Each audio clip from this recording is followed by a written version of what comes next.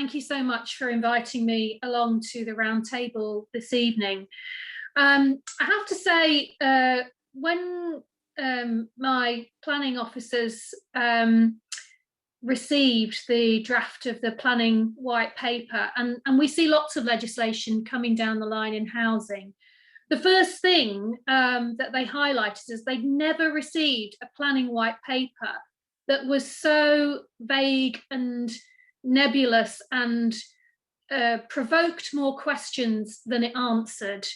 And I think that is has sent some real alarm bells to interested parties about the fact that it seems more like a wish list than actually giving us the detail of how exactly the new planning framework that the government aspires to will actually work in practice.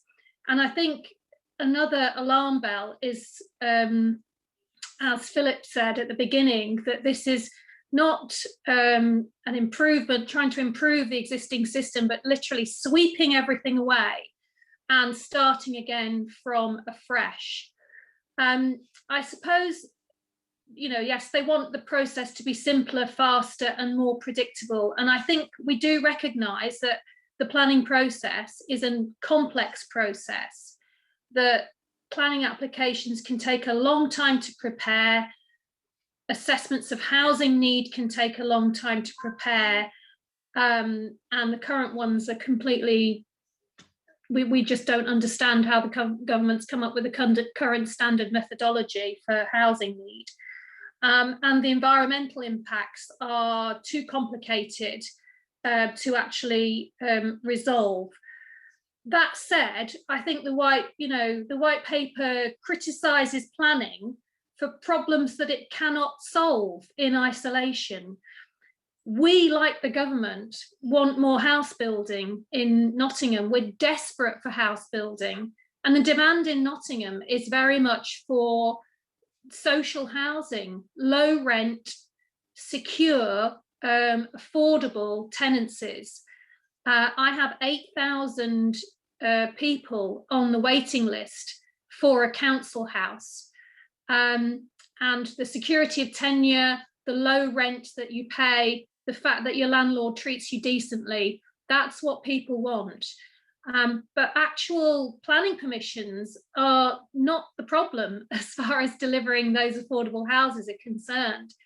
Back in 2019, approvals were given for 371,000 properties across the country, and only 241,000 properties actually got built.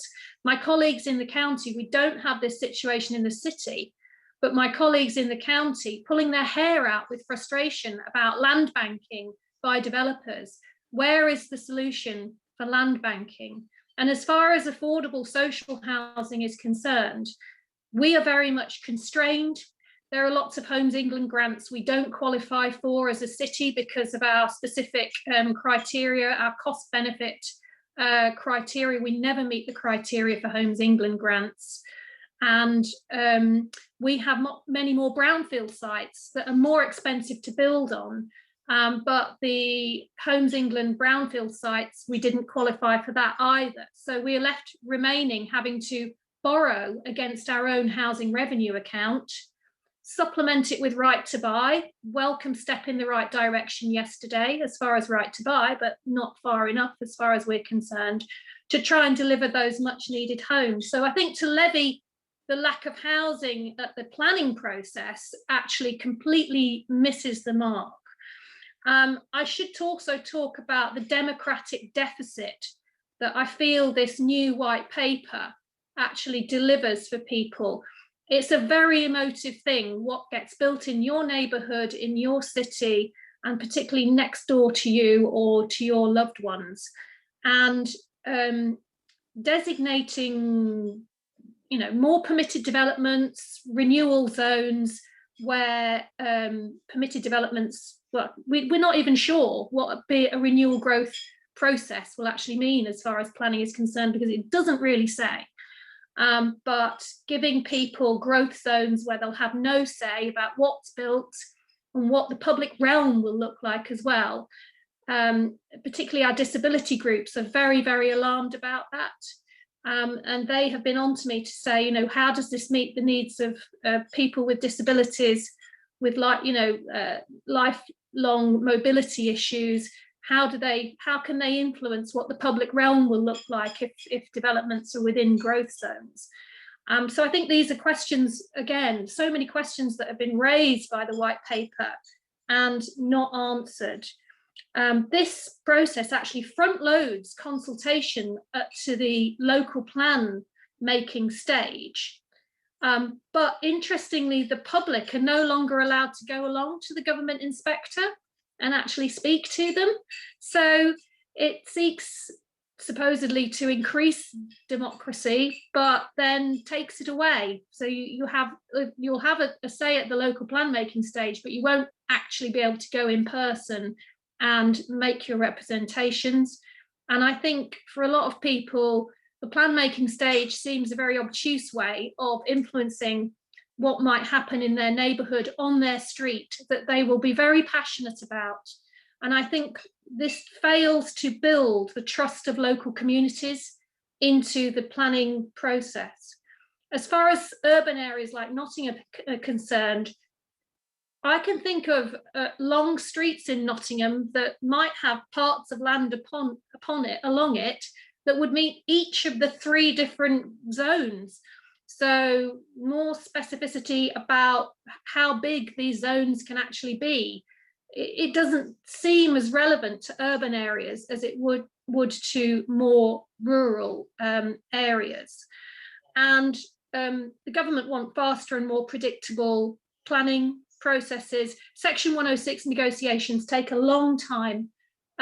They are open, you know, obviously there's a bit of horse trading goes on there, and some of them can take far too long. So building more certainty into sort of section 106 would be a way of actually addressing all of that delay.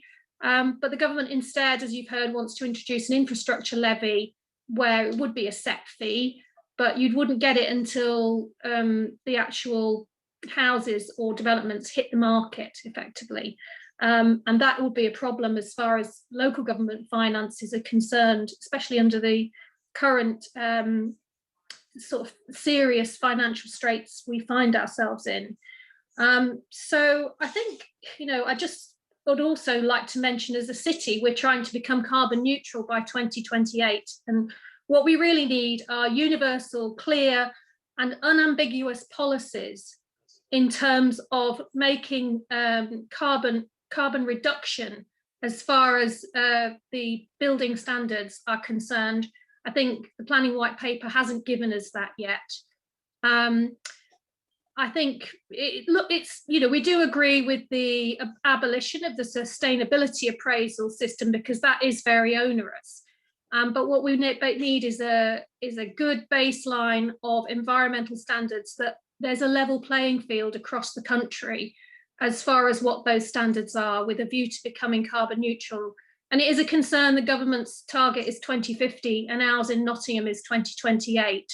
How do we meet that if we're not allowed to impose a local policy on that? I think another concern is that it abolishes the duty to cooperate across local authority boundaries, but it doesn't say what will replace that as well. And then when we look at things like placemaking, it talks about building in beauty. I think that's a very subjective point of view. What I think, well, when I was on planning committee, I had very different views from some of my colleagues. And there's an intergenerational thing here about what beautiful actually looked like. And I think design codes can possibly end up with almost having too much uniformity for a specific area. I should say, as a city, we're concerned we've got at least 1,000 caves under our city, which we seek to protect. And our chief archaeologist has put in quite a significant concerns about protection of archaeological remains within certain zones as well. So I think my summary would say it's a bit of a dog's dinner, and it doesn't actually address the problem that it seeks to address. And I think I'll leave it there.